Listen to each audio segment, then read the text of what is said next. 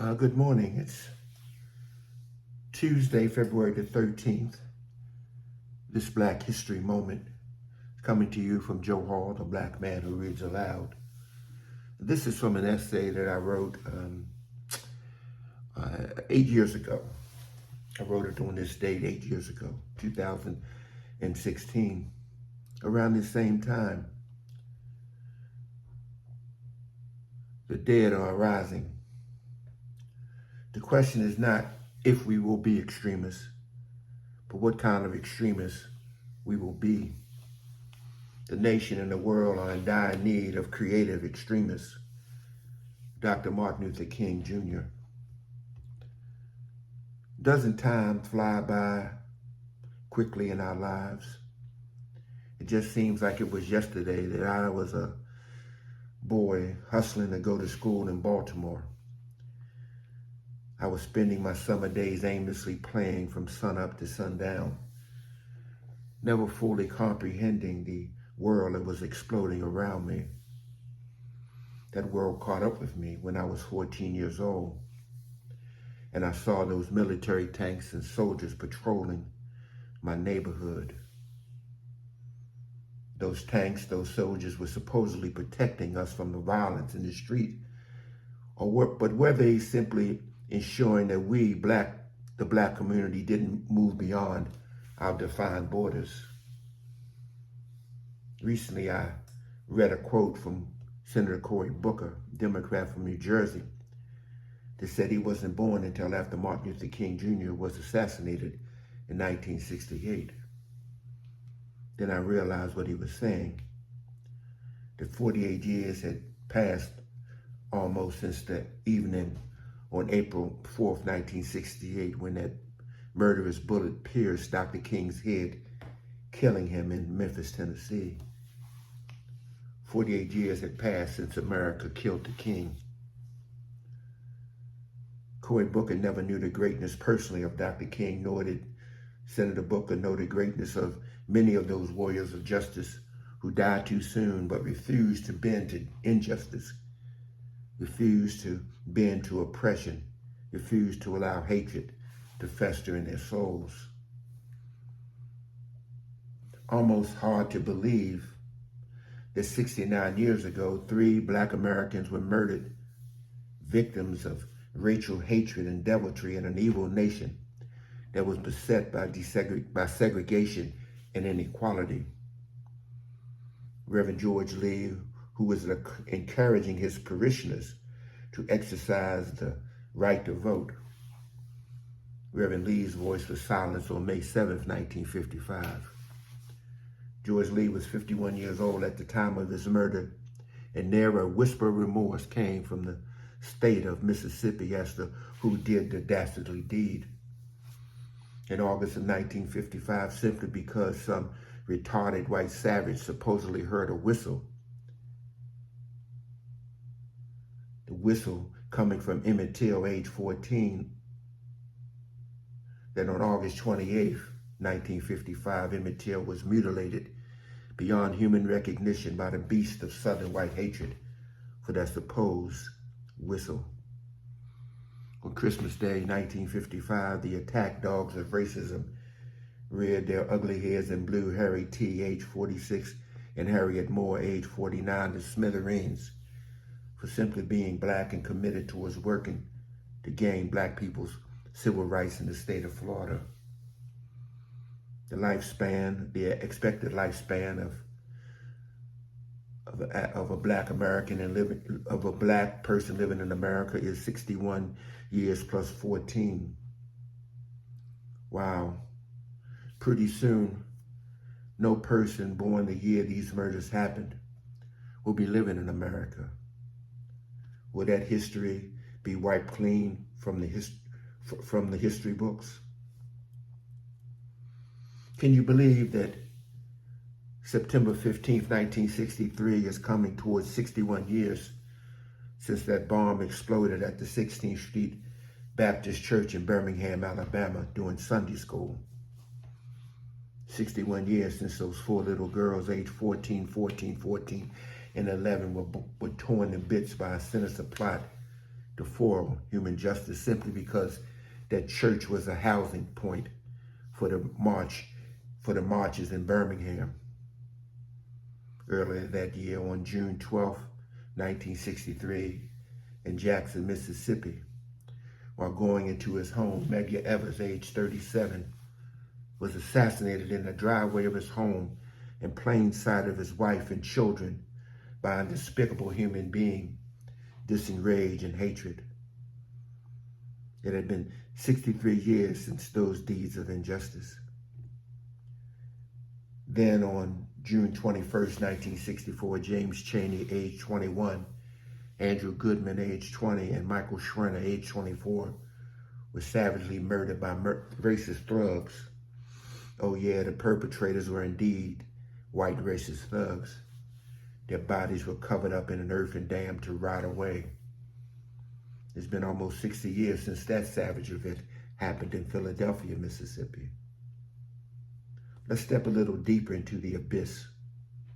Jimmy Lee Jackson, who was an Army veteran, 26 years old when he was killed in Selma, Alabama on February the 18th, 1965, protecting his mother against the onslaught of an outraged stormtrooper. Wasn't that magnificent warrior, Malcolm X, age 39, murdered 3 days later at the Audubon Ballroom by agents of a repressive government? The American government bent on delivering oppression to people of color in this nation. Those agents of hate, knowing that Malcolm X's voice and actions would be a deterrent to the implementation of those vicious plans of continued injustice directed at Black communities across this country. Wasn't it in March of 1965 that Viola LaRussa, age 39, a white woman, was shot dead simply because she had a conscience and couldn't stand to see injustice continue to fester like rotten fruit on a vine of oppression? It was 51 years ago when those 2 bullets pierced his stomach, sending Jimmy Lee Jackson, age 27, to glory 51 years ago. That same year, 1965, O'Neal Moore, age 22, celebrating his appointment as an officer of the law for the Washington Parish in Louisiana, was murdered in plain sight while his Black patrol officer partner was blinded by bullets from a truck filled with raging white men seeking out mayhem and destruction. Can't believe it has been 61 years or 59 years since that incident seared the nation. It then pushed me to investigate a little further. 2 days after Dr. King was murdered, Lil Bobby Hutton, the first member of the Black Panther Party, was murdered dead in cold blood in Oakland, California, while involved in a police shootout led by Eldridge Cleaver and 10 other Black Panthers as they were ambushed by police officers in the city of Oakland. Bobby had just turned 18 years old at the time. Martin Luther King had just turned 39 when he was murdered. 48 years had passed between the murders of these 2 men whom never really had a chance to impact the movement. Robert James Hutton was to become a martyr to the cause, while Dr. King had given more than 13 years to the cause of civil rights, beginning in the 1955 Montgomery bus boycott. How many years between that boycott and today? You can say, what, 60 or 59, 71 almost 70 years. Then I pressed to dig a little deeper. George Jackson, who was one of the Soledad brothers, a member of the Black Panther Party for Self-Defense and co-founder of the Black Guerrilla Family, which he started when he was incarcerated in San Quentin prison. George Jackson was 29 years old when he was killed while supposedly unsuccessfully attempting to escape from the Marion County Courthouse. The date of the foiled attempt and his killing was August 7th, 1970. 1970. Damn. After 50, almost 54 years already, 1970. So many other black bodies were dropped and forgotten in our struggle for basic human rights.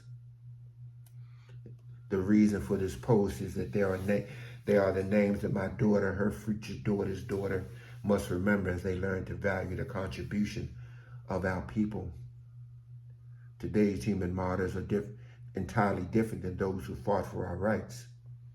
Today's kids have the names of Martin, Gray, Gardner, McDonald, Bland, Rice, Brown, and Floyd, and others killed, not directly fighting for civil rights.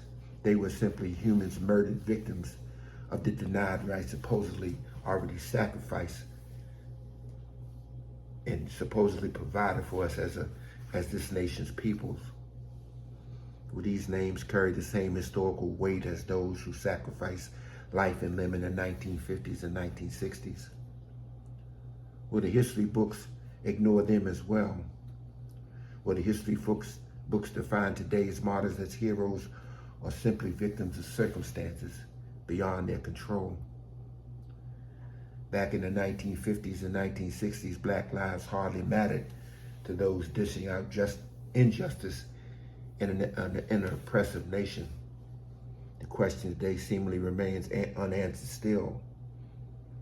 Do black lives really matter? We as a community must understand, as Fatima Clark stated, the greatest evil in our country today is ignorance. We need to be taught to study rather than to believe. We must not allow any of our youth to put to sleep the sacrifices of those who fought so valiantly for what little rights we attain today. Nor should we simply kick to the curb what those individuals fought for. They were beaten, killed, maimed, so that we as a people could be delivered to participate in a just society. I purposely placed the ages on those who died so that the readers or the listeners can understand, and many chose to die for something rather than to live for nothing. It is that spirit of the principled warrior that must never be exercised from our being. We have to remember, we must never forget, but we must begin to build for ourselves and those that will follow. We aren't here forever, so make it a mission to make each day a day the warrior in you stands tall. But are they still hustling to school in cities like Baltimore, as I did as a child? Do they spend summer days aimlessly playing from sunup to sundown? Do they never fully comprehend that the world is exploding around them? Have they seen the military tanks and armed soldiers protecting them from themselves? Or are these same agents still ensuring that our children don't move beyond their defined borders? Will that 14-year-old child awaken like I did to a world he or she never realized existed? Oh yeah, that happened last April again in Baltimore. You remember why we must learn our history. 47 years passed between two Aprils for those 14-year-olds awakening to the realities of society gone horribly wrong. One act inflamed by King's murder, the other inflamed by the murder of Freddie Gray.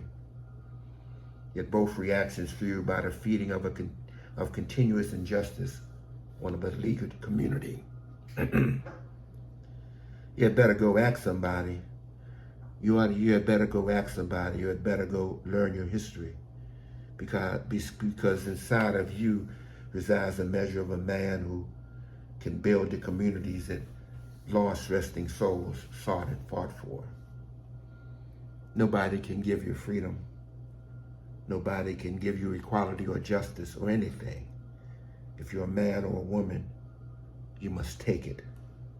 Malcolm X. Have a great day and thank you.